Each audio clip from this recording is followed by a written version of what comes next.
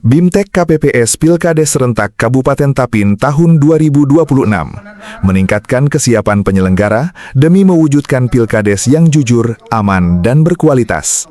Bertempat di Pendopo Galuh Bastari Rantau, Kamis 16 Juli 2026, dilaksanakan kegiatan bimbingan teknis pelaksanaan pemungutan dan penghitungan suara pada pemilihan Kepala Desa Serentak Kabupaten Tapin tahun 2026. Kegiatan yang diselenggarakan oleh Dinas Pemberdayaan Masyarakat dan Desa Kabupaten Tapin ini merupakan salah satu upaya dalam meningkatkan kapasitas dan kesiapan seluruh penyelenggara Pilkades agar memiliki pemahaman yang sama dalam melaksanakan tahapan pemungutan dan penghitungan suara di tempat pemungutan suara atau TPS. BIMTEK ini diikuti sebanyak 141 peserta, terdiri dari Ketua Panitia Pemilihan Desa dan perwakilan KPPS dari 39 desa penyelenggara Pilkades Serentak tahun 2026, serta Panitia Pemilihan Kepala Desa tingkat kecamatan dari 12 kecamatan se-Kabupaten Tapin.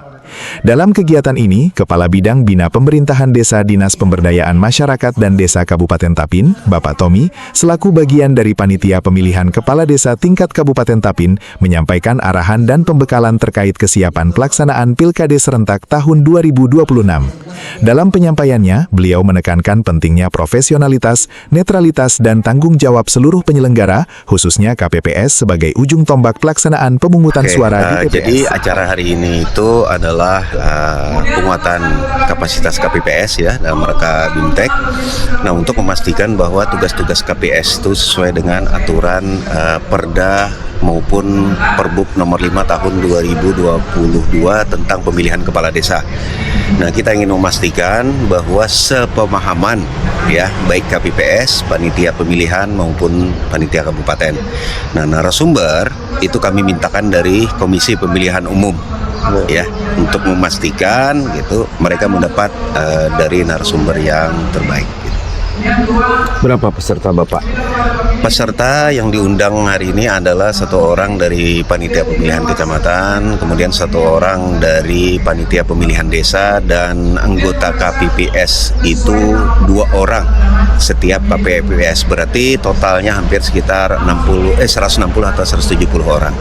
Ini 4 kali 39 desa. Iya, 79 kali 2 udah 140-an lebih kan. Nah, tahapannya sudah sampai mana nih Pak? Tahapan ini kita sudah sampai persiapan untuk penetapan calon yang akan dilaksanakan tanggal 22 nanti.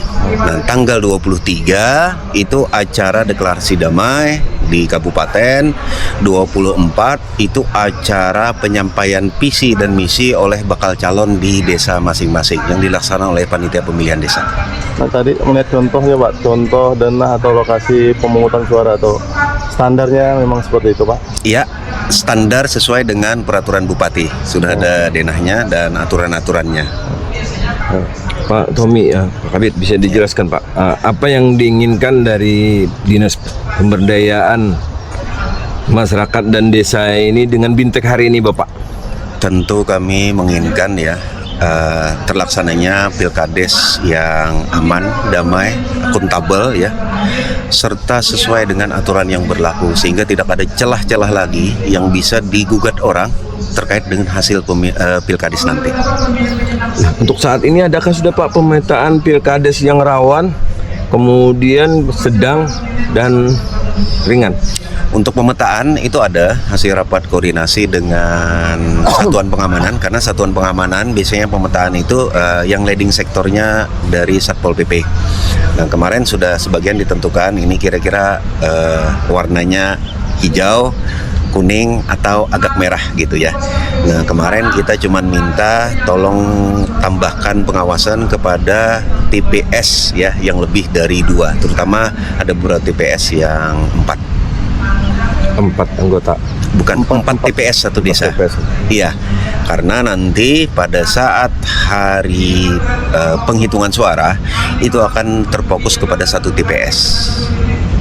Oh, jadi berapa desa Pak yang ada 4 TPS itu Pak? Kalau kadang sekitar 4 TPS itu sekitar 4 atau 7 datanya. Kami berharap sebenarnya partisipasi pemilih itu seharusnya lebih tinggi daripada pilkada ya, karena ini calon yang dipilih kan mereka masing-masing desa tuh tahu orangnya.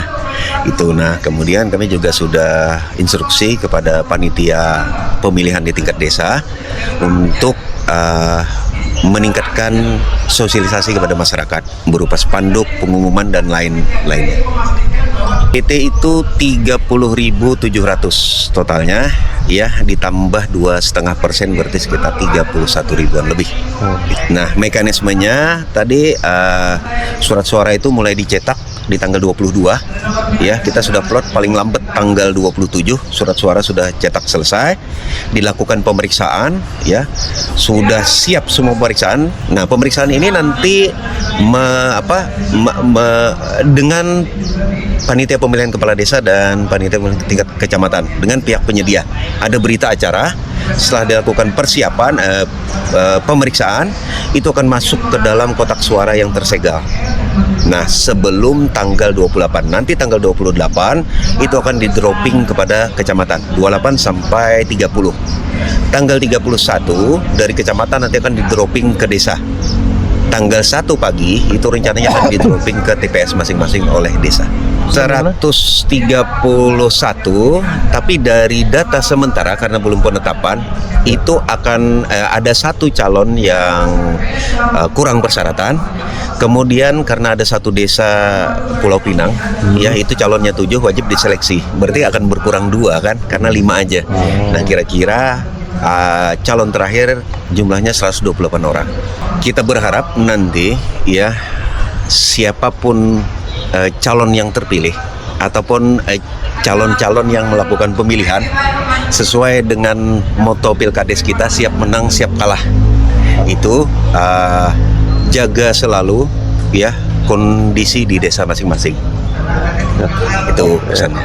Terkait dengan deklarasi damai, kita nanti akan mengundang seluruh calon. Ya. Nah, setelah acara deklarasi damai itu akan langsung diberikan materi terkait tugas pokok dan apa yang harus mereka perhatikan kalau menjadi kepala desa, sehingga tidak ada janji-janji manis gitu yang nanti tidak akan bisa ditepati oleh calon terpilih. Pesan khususnya jangan menjanjikan sesuatu kalau belum dipelajari. Ya, contoh misalnya, ya, ada aturan kita terkait dengan peraturan bupati, pengangkatan dan pemberhentian perangkat desa. Jangan berjanji yang aneh-aneh. Wah, setelah aku terpilih, misalnya akan mengganti perangkat desa. Tidak mungkin, karena aturan kita ada terkait itu, terkait pengangkatan dan pemberhentian. Yang sekarang pengangkatan perangkat desa itu wajib mendapat rekomendasi dari bupati, dan kita akan wajib menyeleksi calon perangkat desa. Nah, itulah yang harus mereka pegang. Semua uang desa itu wajib dipertanggungjawabkan sesuai aturan yang berlaku. Nah, kalau misalnya janji ini menggunakan duit anggaran APBDes gitu, hati-hati terkait janji itu. Karena apa? Berjanji program sosial dan sebagainya, ternyata tidak ada program sosialnya. Nah, tidak bisa nanti melaksanakan gitu, ya. Nah, akhirnya apa? Ini jadi masalah karena ingat transaksi di desa itu sekarang menggunakan transaksi non tunai. Tidak ada lagi cerita mengambil uang tunai ke bank. Mulai dari transfer gaji, pembayaran pihak penyedia dan sebagainya, semua menggunakan transaksi non tunai. Ini untuk menghindari terjadinya korupsi di desa. Langsung transfer dari rekening kas desa. Siapa penyedianya? Itu pihak ketiga yang punya toko dan lain sebagainya. Berikut juga dengan janji-janji Pak lah, Ya. kalau dekat bansos harus terkait dengan aturan lah Pak lah. Betul, ditransfer langsung ke siapa pihak penerimanya sesuai dengan mekanisme di desa. Itu jumlahnya berapa? Bisa nanti disampaikan karena tidak mengenai siapa-siapa, makanya sah.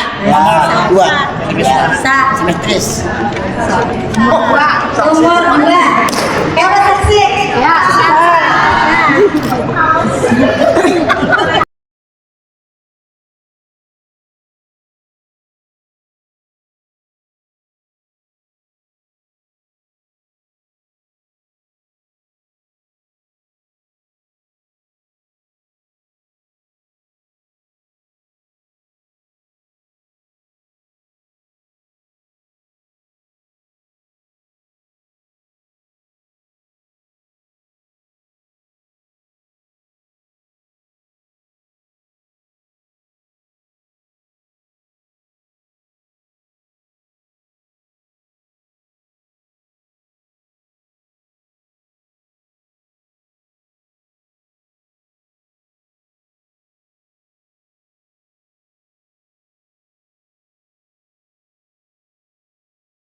Setiap petugas diharapkan memahami tugas dan tanggung jawabnya, mulai dari persiapan TPS, pelayanan kepada pemilih, pengelolaan surat suara, hingga penyelesaian administrasi hasil pemungutan dan penghitungan suara.